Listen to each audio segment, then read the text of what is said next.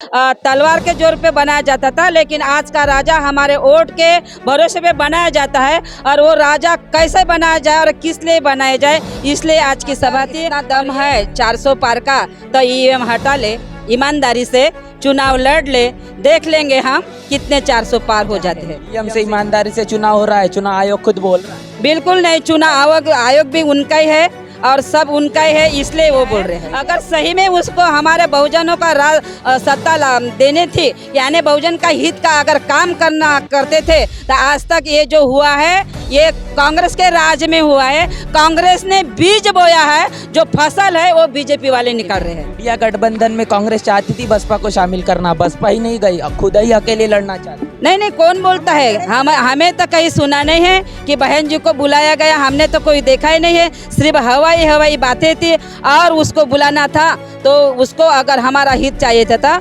उन्होंने जाहिर करके देना था कि नहीं आओ बहन जी, हम आपको सम्मान से पीएम पद घोषित कर देते हैं। किसी से इतना ताकत नहीं है तो वो पूरी का पूरा संविधान बदल दे, क्योंकि वो संविधान के भरोसे पे वो भी जी रहे हैं, तो वो कैसा ये करेंगे? नहीं कर सकते। हमें डराने के लिए ये बात बता रहे हैं कि संविधान बदलने उसकी औकात नहीं है कि ये हमारा संविधान बदल सके।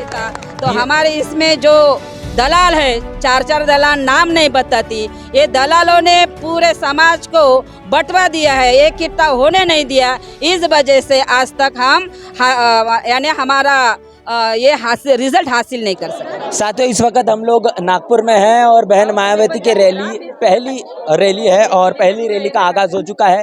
थोड़ी देर हुआ है, बहन मायावती ने अपना संबोधन दिया है। बड़े पैमाने पर यहाँ महिलाएं मौजूद है, जानने समझने की कोशिश करेंगे कि आखिर तमाम दूर दराज से बहन मायावती को सुनने के लिए आने के पीछे का आखिर क्या कारण है और क्यों इस बड़ी जनसभा में, इस रैली में वो सम्मिलित हुए हैं। क्या कहेंगे आज के इस रैली में बहन मायावती ने तमाम जो बातें कही है, क्या कारण था आज इस रैली में मौजूद होने? हम देश को आज़ादी मिलने के 70 साल हो गए हैं, लेकिन हमारे जो बाबा साहब ने बहुजन हितों के लिए संविधान बना है, लेकिन आज तक हमें बहुजनों को कोई न्याय नहीं मिला है।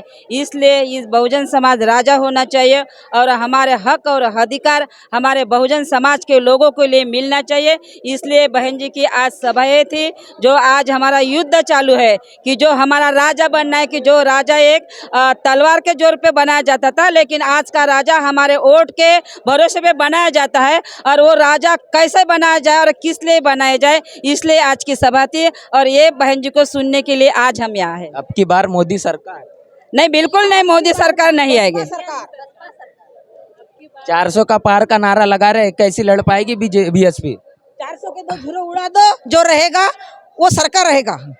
ऐसी बात है कि मोदी जी बोलेंगे तो वैसा होगा, वैसी बात नहीं है। 400 अगर इतना दम है 400 पार का, तो ईवीएम हटा ले, ईमानदारी से चुनाव लड़ ले, देख लेंगे हम कितने 400 पार हो जाते हैं। ईवीएम से ईमानदारी से चुनाव हो रहा है, चुनाव आयोग खुद बोल रहा है। बिल्कुल नहीं, चुनाव आयोग भी उनका ही है और सब उनका ही है, इसलिए वो बोल रहे हैं। मीडिया उनकी है, चुनाव आयोग उनका है, और जो ईवीएम मशीन है। अच्छा, आज जो बात बहन जी ने आरक्षण की है, आपने सुना भी है, सभी लोगों ने सुना है।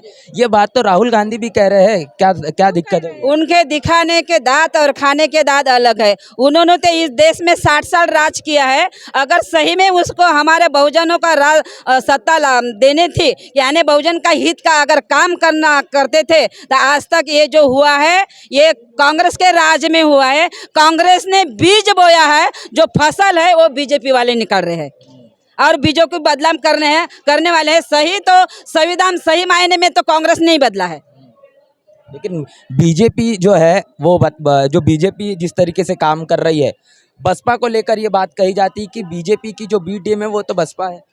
बसपा स्वाभिमान की लड़ाई लड़ती है। हमारे बाकी पार्टियों को लोगों को चमचे बना के रखा है, इसके पीछे भागो, उसके पीछे भागो, स्वाभिमान की कोई बात नहीं। जब बहन जी स्वाभिमान की बात कर देती है तो बोलते हैं कि ये बीजेपी की बी टीम है। इंडिया गठबंधन में कांग्रेस चाहती थी बसपा को शामिल करना, बसपा ही नहीं गई, खुद ही अकेले लड़ना चाहती है। नहीं नहीं, कौन बोलता है? हमें तो कहीं सुना नहीं है कि बहन जी को बुलाया गया, हमने तो कोई देखा ही नहीं है। सिर्फ हवाई बातें थी और उसको बुलाना था तो उसको अगर हमारा हित चाहिए था उन्होंने जाहिर करके देना था कि नहीं आओ बहन जी, हम आपको सम्मान से पीएम पद घोषित कर देते हैं, तब बोलते थे कि हम बहन जी गई नहीं है। जी, क्या कहेंगे अब ये तमाम जो आज रैली हुई है, जो बातें बहन मायावती ने की है, इसका कुछ असर होगा कि नहीं होगा? जरूर होगा। अब जबकि आज का जो बहुजन समाज है, आज के जो लोग हैं, ये सभी मनुवादी पार्टियों के जो जुमले होते हैं, जो हमें दिखाते हैं, यानी मतदान के वक्त दिखाते हैं, बाद में वो कुछ करते नहीं है, तो ये जुमले से बहुजन समाज सावध हो गया है। इसलिए बहन जी ने जो बात की है वो सही होंगे। देश में बेटी बचाओ बेटी पढ़ाओ का भी नारा चल रहा है, क्या लगता है कितना कारगर लग रहा है ये? अगर बेटी बचाओ बेटी पढ़ाओ का नारा अगर होता तो मणिपुर में जो घटना हुई है लेडीज के साथ वो कभी नहीं होती। ये सब जुमलेबाजी है, ये झूठी सरकार है, झूठों की सरकार है। क्या लगेगा अभी भी जो राम मंदिर का मुद्दा है, संविधान बदलने की बात की जा रही है, इसके बावजूद भी बड़ी बड़ी बातें जो बीजेपी के मन से की जा रही है, क्या लगता है फिर एक बार बीजेपी को सत्ता में लाने के लिए देश में वोट किया जाएगा या फिर बदलाव देख रहे हैं?